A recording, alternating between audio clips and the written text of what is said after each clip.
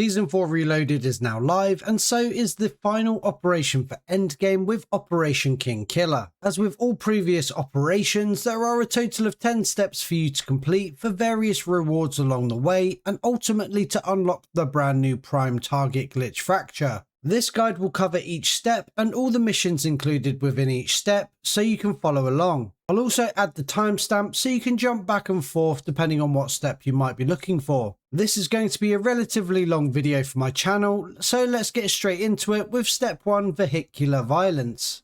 Okay, let's get straight into it with the first mission, which is to destroy a VTOL with a melee weapon in zone 3 or higher. I went to the VTOL that spawns near Lowtown on top and started melee slashing it with an exotic katana. Didn't take long at all. For mission 2, you need to find an LTV truck with a turret on top. A good location to find one is Hightown. Check the TAC map and check to see which type of LTV it is by hovering over it. You'll see if it has a turret on it or not. Use this vehicle to get 20 human or guild kills. Again, Hightown is a good location for doing this. Switch in and out of the gunner and driver seats as you need. Mission 3 is to destroy an occupied guild vehicle with a score streak or equipment. My footage for this is corrupted, so I don't have anything to show you, but all you need to do is deal some damage to it with a score streak or equipment, and then you can use your main weapon on top of that as well to deal more damage. Recommend you do this one against a VTOL. For the first mission in step 2, you need to find and kill 10 fears rapidly with Molotovs. The hard part here is finding Molotovs in the first place if you don't already have them. Check loot caches and you'll come across one soon enough. Head into zone 3, train up a bunch of fears and then throw as many Molotovs into them as you can, and this should kill 10 rapidly.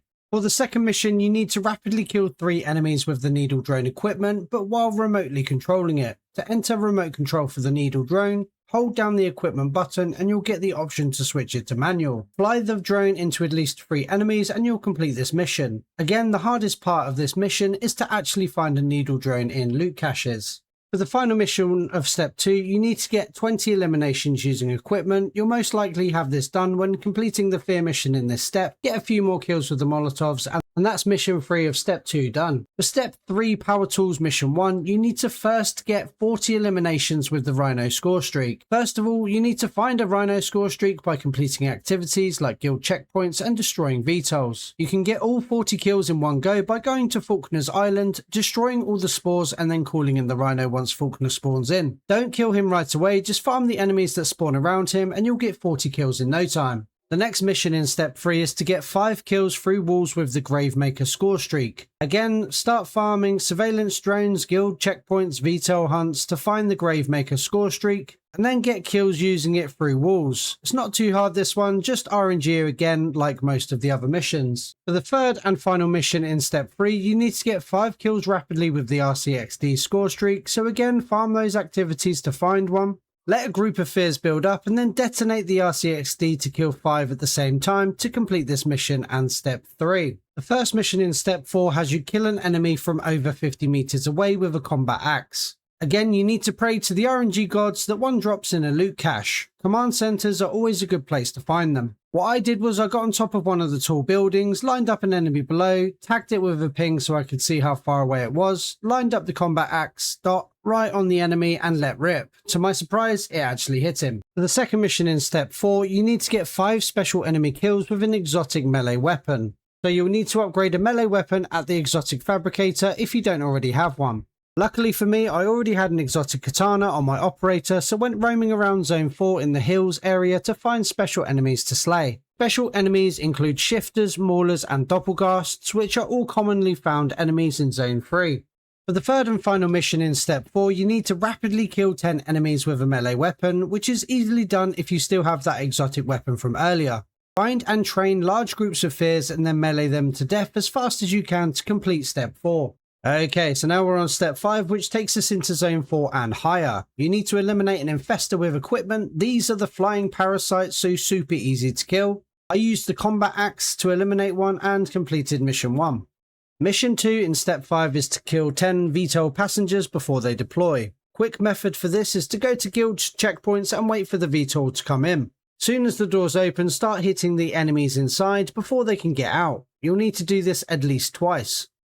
And for the third and final mission in step 5, you need to kill 5 enemies while in the air. So just jump, grapple or fall off heights and get kills as you come down to complete this one. So you can actually do the first two missions in step 6 together. They are to get 20 enemy eliminations with an ability and get 20 kills from summoned dogs, guild bots or fears. What you want to do is equip or find the new sight grenade and use it on groups of fears. It will track on both missions at the same time. For the third and final mission in step 6, you need to call in an exfil and escape without firing a weapon. I did this with my exotic katana. You can use abilities and equipment as well, just don't shoot your weapon. For the first mission in step 7, you need to destroy a VTOL before it deploys all its passengers. For this one, you'll want something explosive or really powerful, as you need to destroy it super fast. Get one to come in at a guild checkpoint and get on top of it. Getting on top of it will stop you accidentally killing all the passengers inside, which causes it to fly away. Use the explosives you have. I used 2 C4s and then nailed the remaining health with my SoCal. You just need to make sure you're doing lots of damage to it really fast. For the second mission, you need to complete a grid takedown activity within 60 seconds. Just make sure you interact with both consoles one after the other and you'll complete it in under 60 seconds. For the third and final mission in step 7, you need to complete a guild checkpoint activity before the VTOL and LTV show up with reinforcements. This is actually really easy to do, as the guild checkpoints only seem to start with 5 enemies now. Clear them all as quickly as you can to complete step 7.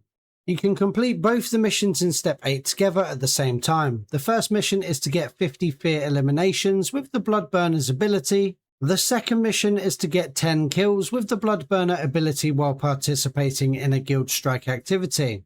So activate the Bloodburner while doing the guild strike boss and get 10 kills, and then continue to get kills with it in the nightmare zone until you reach 50 after. Okay, so now we're on step 9, cannon fodder. Remember that this one needs to be done in the nightmare zone as well. Make sure you equip the hand cannon into your major ability or trade it in game. For the first mission, you'll need to kill 2 enemies with a single shot. With the hand cannon, line up 2 enemies or more and take the shot. It should pass through both. For the second mission, you need to get 5 long range kills with the hand cannon ability. This is a distance of about 30 meters or more. You can also ping enemies to see how far away they are, so you can accurately make long range shots. For the third and final mission in step 9, you need to eliminate 3 elite enemies with the hand cannon. This one can be a little bit tricky, but what you can do is deal a substantial amount of damage to the elite and then finish it off with the hand cannon. Do this with 3 elites to complete step 9. A bonus tip is to equip the supply link miner ability, as on activation it will give you a portion of major ability charge, so you can use the hand cannon more frequently. We've reached the final step, the glitch step prime target. I'll have a separate video on my channel going over how to complete the glitch fracture, so make sure you go and check that out. But there is one more mission you need to complete in step 10 first, the brand new terminal vector activity. Complete the terminal vector activity, you first need to find an encryption keycard. I have personally found 4 so far, and all 4 were from the surprise shipments activities in zone 4. Check the floor, as these keycards are small and easily missed. When you pick it up, you'll be shown a location that the keycard can be used at for the terminal vector activity. Head over there and interact with the console to start a lockdown. All the doors will be sealed up and you'll have to eliminate a few enemies. After this wave, you'll then need to clear some drone hubs on the walls around the area. Once you've destroyed them all, you'll then get a wave of enemies come at you again. It's not a particularly hard activity in all honesty, you just need to follow the instructions you are given and survive. I'll make a more in-depth guide on this one on the channel soon. Completing the terminal vector activity gives you an exotic weapon case and ticks off the first mission for the glitch step. Now you just need to complete the glitch fracture to complete Operation King Killer. Completing all 10 steps will reward you with the Coolant Leak Weapon Blueprint, the To the Grave calling card, and 7,500 XP. You'll also get access to the Prime Target Glitch Fracture, where you can earn even more rewards, but I'll put all that in the Prime Target video that's up on my channel now. I'll be uploading a ton more Endgame videos in the coming days and weeks, so make sure you are subscribed so you don't miss out. I've been live streaming Glitch Fracture runs with subscribers on Mondays and Thursdays, so be sure to come say hello when I'm live sometime soon. I have a Discord with well over 600 members in it, so if you are looking for teammates or want to discuss Endgame further, the link is in the description down below. You can now also show further support for the channel by becoming a member. You'll get exclusive badges, emojis, and access to a member-only chat in the Discord, plus more rewards. As always, thanks for watching and have a great day.